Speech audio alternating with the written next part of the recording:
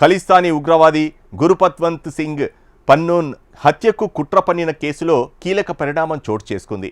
నిందితుడిగా ఆరోపణలు ఎదుర్కొంటున్న భారతీయ వ్యాపారి నిఖిల్ గుప్తా తన నేరాన్ని అంగీకరించారు. దీంతో ఈ ఏడాది మే 29న న్యాయస్థానం ఆయనకు శిక్షను ఖరారు చేయనుంది. నిఖిల్ గుప్తాకు సుమారు 40 ఏళ్లు జైలు శిక్ష విధించే అవకాశం ఉందని తెలుస్తోంది. కాగా గురుపత్వంత్ సింగ్ మీద మన దేశంలో 104 కేసులున్నాయి. చట్ట వ్యతిరేక కార్యకలాపాల చట్టం కింద భారత ప్రభుత్వం 2020లో ఉగ్రవాదిగా ప్రకటించింది. అతని సిక్స్ ఫర్ జస్టిస్ సంస్థ మీద కూడా నిషేధం ఉంది. ఖలిస్తానీ ఉగ్రవాది సిక్స్ ఫర్ జస్టిస్ సంస్థ నేత గురుపత్వంత్ సింగ్ పన్ను హత్యకు కుట్ర పన్నిన కేసు కీలక మలుపు తిరిగింది. ఈ కేసులో కీలక నిందితునిగా ఆరోపణలు ఎదుర్కొంటోన్న భారతీయ వ్యాపారి నిఖిల్ గుప్తా తన నేరాన్ని అంగీకరించారు. మన్హటన్లోని ఫెడరల్ కోర్టులో నిఖిల్ గుప్తా తన నేరాన్ని అంగీకరించినట్లు అమెరికా అటార్నీ కార్యాలయం పేర్కొంది. Nikhil Gupta US magistrate judge Sarah Netburn ముందు హాజరయ్యాడు. గురుపత్వంత్ సింగ్ పన్నును హత్య చేయడానికి కాంట్రాక్ట్ ఇచ్చినట్లు ఒప్పుకున్నట్లు తెలిపారు. అంతేకాకుండా హత్యకు ప్లాన్ చేయడంతో పాటు మనీ లాండరింగ్ వంటి 3 ఆరోపణలను అంగీకరించాడు. మే 29న శిక్ష ఖరారు చేయనున్నారు. నిఖిల్ గుప్తాకు సుమారు 40 ఏళ్లు జైలు శిక్ష విధించే అవకాశం ఉందని చెబుతున్నారు.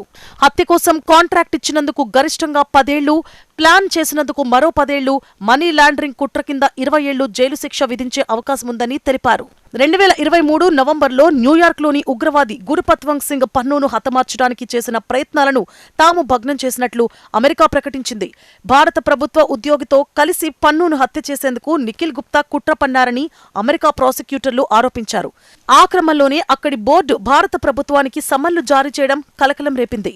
అందులో భారత జాతీయ భద్రతా సలహాదారు అజిత్ డోభాల్, మాజీ రా చీఫ్ సుమంత్ గోయల్, రా ఏజెంట్ వికాస్ యాదవ్, భారతీయ వ్యాపారవేత్త నిఖిల్ గుప్తా పేర్లు ఉన్నాయి. పన్ను హత్య కుట్ర కేసుకు సంబంధించి 2024లో న్యూయార్క్లోని కోర్టులో న్యాయశాఖ ఛార్జిషీటు దాఖలు చేసింది.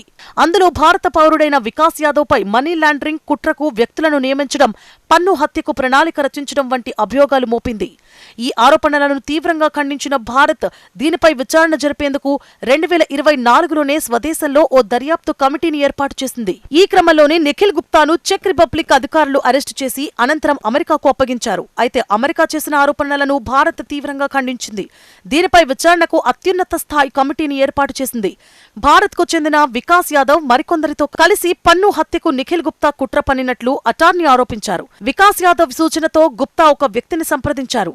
అయితే సదరు వ్యక్తి American drug enforcement administration DEA కోసం రహస్యంగా పనిచేస్తున్నట్లు అటార్నీ తెలిపారు. పన్నూన్ హత్య కోసం ఒక కిరాయి హంతకుడిని ఏర్పాటు చేయమని గుప్తా అతడిని కోరారు. ఈ క్రమంలో $1,00,000కు ఒప్పందం కుదిరింది. సదరు వ్యక్తి FBIకి సమాచారం ఇవ్వడంతో గుప్తా అరెస్టయ్యారు. ఈ అభియోగాల్లో పేర్కొన్న భారత అధికారి వికాస్ యాదవ్ ప్రస్తుతం ప్రభుత్వంలో పనిచేయడం లేదని భారత్ స్పష్టం చేసింది. గురుపత్వంత్ సింగ్ పన్ను అమృత్సర్ జిల్లాలోని ఖాన్కోట్ గ్రామంలో జన్మించాడు. అతని తండ్రి పంజాబ్ స్టేట్ అగ్రికల్చరల్ మార్కెటింగ్ బోర్డులో ఉద్యోగి. పంజాబ్ యూనివర్సిటీ, చండీగఢ్లో న్యాయపట్టా పొందిన పన్ను సిక్ ఫర్ జస్టిస్కు న్యాయ ప్రతినిధి. అతనికి కెనడాతో పాటు అమెరికా పౌరసత్వం కూడా ఉంది. భారత్ను వదిలి విదేశాలకు వెళ్లిన పన్ను తొలుత అక్కడ డ్రైవర్గా పనిచేశాడు. కొంతకాలం తర్వాత న్యాయవాద వృత్తిని చేపట్టాడు. సిక్స్ ఫర్ జస్టిస్ అనే వేర్పాటువాద సంస్థను 2007లో స్థాపించారు. దాని వ్యవస్థాపకుల్లో గురుపత్వంత్ సింగ్ పన్ను కూడా ఒకడు. ఈ సంస్థను భారత్ 2019లోనే నిషేధించింది. చట్ట వ్యతిరేక కార్యకలాపాల చట్టం కింద భారత ప్రభుత్వం అతడిని 2020లో ఉగ్రవాదిగా ప్రకటించింది. గురుపత్వంత్ సింగ్ మీద మన దేశంలో 104 కేసులున్నాయి.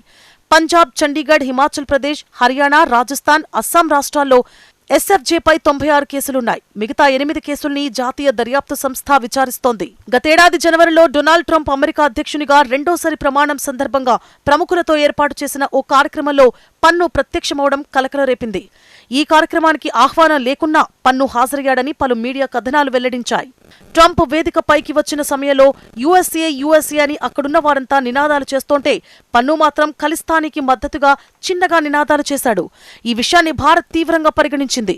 గురుపత్వంత్ పన్ను భారత్కు వ్యతిరేకంగా బెదిరింపులకు పాల్పడుతూ వార్తల్లో ఉంటాడు. ఉత్తర అమెరికా, యూరోప్లోని భారతీయ దౌత్యవేత్తలను హత్య చేయాలని పిలుపునిస్తూ పోస్టర్లను ముద్రించాడు.